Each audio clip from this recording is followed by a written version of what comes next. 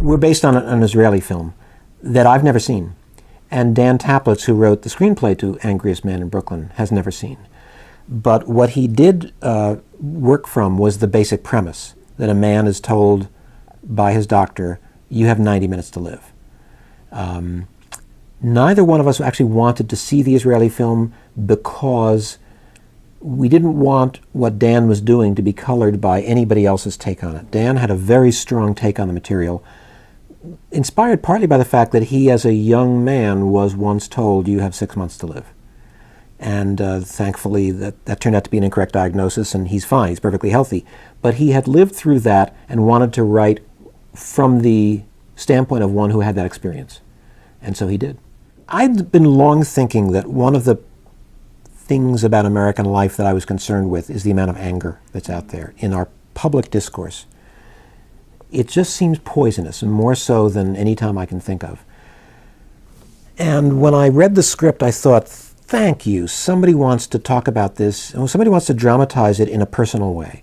And wrote a screenplay that I found hilariously funny, very moving, but that also showed, in a real way, how self-defeating and poisonous anger is to a person, and how you have to figure out a way to get past it. And I thought he did it brilliantly. I thought the screenplay was really, it made me laugh and cry, and it was unique, and it was full of surprises. I never knew where it was going, and it always surprised me, but always felt like, yeah, that's real. I believe that. And I thought that was a very hard trick to pull off, and I think he pulled it off really well. So I thought this would be a worthy thing to spend some time on. Robin Williams, this is a role unlike what we're used to seeing from him, but at the same time, very Robin Williams. The opportunity to, he has this manic persona and then be able to administrate that in this angry man. Can you talk a little bit about casting him and working with Robin? Robin is fantastic. I've always been a big fan, and he has the best work ethic of anybody I've seen. In addition to being a brilliantly inventive and original talent, he shows up on the set every day, every minute of every day. He is demanding of himself 100% of what he can do. He never phones it in, he never coasts, he's always focused, and he's tough on himself. He always wants to get it as good as he can possibly get it. And my fear was, oh, it's Robin Williams, he's going to want to ad-lib everything. No. He shows up and he does the text. And when you get a take that's really, really good and you both like, he'll say, hey, boss, let me try something. And you go, yeah, try something, why not? And then he'll come up with something that sometimes is so inspired and so wonderful that you just have to use it. He's great. I loved it. I'd do it with him in a heartbeat again. And Richard Kind, who's wonderful. Oh, yeah, we love Richard Kind. I think he's an American treasure. I just think really he's fantastic. He really is. A raconteur as well. A great raconteur. But a couple of years ago, probably 3 years ago, I saw him. He was in a play in New York. And I went back. We'd known each other a little bit over the years. And I went back to see him. And I loved him in the play. And I just said, Richard, you're an American treasure. And he gave me a big hug. And then when I offered him this role, he said to me, I never knew if you actually meant that or not. He said, I've never forgotten that phrase, American treasure. He says, but some people say nice things to you and then they never hire you. He said, thank you for hiring me. I said, well, I'm doing it for me. I'm doing it for selfish reasons. I think you're great. Yeah. And I think he just hits it out of the park. Peter Dinklage, I keep a list. When I see an actor who interests me, I add them to it. I've only got about maybe 6 or 8 actors that I think of as, there's something so special there, just keep the name. And I had seen him in Steve Buscemi's, the Steve Buscemi film, Living in Oblivion. Mm-hmm. Oh my God, he was great in that film. I'd never seen him before. And then of course, he's in other films and you go, okay, he's a wonderful actor. We had this role of Robin Williams' brother. It was not a fully specific character. It wasn't as fully fleshed out as the other characters on the page originally. And I thought, I always wanted to work with Peter Dinklage. And we met I came to New York, and we met for lunch, and he's the greatest guy. He's just a warm, sweet, smart, good guy. And he's a brilliant actor. And he said, why do you want me for this role? This role isn't written in any way that would suggest me. And I said, you're a great actor. I just want to surround myself with great actors who are inventive and interesting and will come up with cool stuff. And he did. Peter is one of these guys who every take is slightly different. always on target. Some people, they'll go different and they'll veer off target. He's always on target, but from different angles. And he always gives you something fresh, which is also great for the other actors because it gives them something fresh to relate to and respond to. It was hard editing that sometimes because there were so many choices. Right. There were so many things that I would have liked to have used, but I think he's wonderful. I had this secret take on the whole movie that I have not discussed publicly. This is the first time I've talked about it. That this is a movie about, it's not just about an angry man, it's about a movie about a whole bunch of characters, each of whom has a defense mechanism that they've employed to protect them from the vicissitudes of daily life. And it's not working for any of them. And for Henry, it's anger. For the Robin Williams character, it's anger. For his wife, it's infidelity. For Mila Kunis's character, it's pills. For his son, it's distance. For another character, it's overeating. Another character, it's stuttering. For this character, it's religion.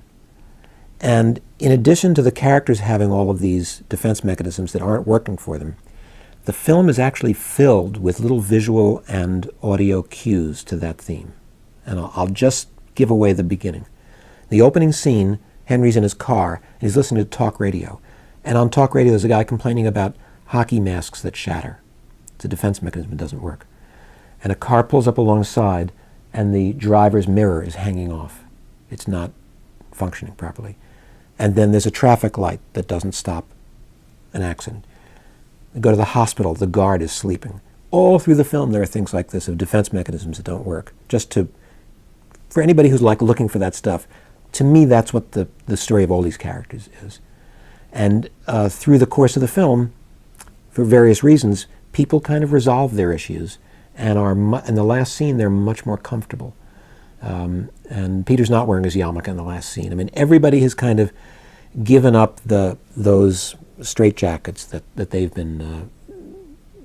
been wearing as a defense. You can't talk to Kevin Costner about a sports film and not have Field of Dreams come up. Yeah. I mean, he will mention it, or you will mention it, or someone will mention it. Can you talk a little bit about, as a director, how does it feel to know the sort of, or are you able to acknowledge the lasting legacy that film has had? It's nothing you can plan for. You always hope, and one of the reasons that we make films or create websites or write books or write poems or paint is we want to leave something behind. We want to create something that will last longer than we do. Most things don't. You hope a film will, I mean, we all love films from previous eras, but when you're making one, you have no reason to believe this one's going to last. All you can hope is, let's all do our best. Let's try to make something and you send it out into the world and you hope it flies and has a nice life. This one has really exceeded any of our wildest expectations. And I assume it's because it touched people in the way that the book touched us. When I read that book, I was weeping, I was dancing. I was so happy to have read something so powerful and so original. And all I ever hoped for was that the movie would make somebody feel the way the book made me feel. But the real, I don't want to say the tragedy, but the irony is, when you make a film, you can never see that film the way an audience sees it. Right. I know how it ends. I will never be able to see this thing that I worked on for years the way it's supposed to be seen. And I remember feeling very jealous at first of audiences, not that the film is that great, but just that they got to experience it fresh and without any preconceptions, which is how I want to experience things. I don't want to know how the book ends, or I don't want to see the trailer. I just want to see this film and let it unfold and take me over. But I watched that movie with audiences enough that I started to see it through their eyes. And it was very meaningful to me. I got to sort of feel what the audience was feeling, and I realized, I'm not a performer, I'm not an actor, I don't know from experience that the audience gives it back to you. But if you're even a little bit sensitive, the audience gives it back to you. You just open yourself up to them and you sit in the middle of them. It's pretty wonderful. It's a great feeling. Did you have some uncredited role in Fletch? Because it's one of the greatest comedies of all time. It's a wonderful film. Yeah. You're not supposed to once the Writers Guild adjudicates screen credit, you're not supposed to say, "Hey, I worked on it." But there were a couple of us who worked on it. It is Andrew Berkman's screenplay. A couple of us did some work on it, which was a joyous experience. Michael Ritchie, who directed it, was a friend and a great guy and a wonderful director. And is there any contribution in particular that you can sort of say that maybe came from me, or that maybe I helped? You know, I'd have to look at I do remember at the cast and crew screening, there was a joke that, and my mother, who I'd brought to the screening, said to me, "You wrote that joke." And I said, "Yes, as a matter of fact, I did." But honestly, I'd say a couple of very, very good writers worked on that, and I was thrilled to be a part of it. Thank you. A pleasure. Oh, my pleasure. Thank you. That was really fun. Absolutely. Oh, good. I'm glad you enjoyed Yeah, it. totally.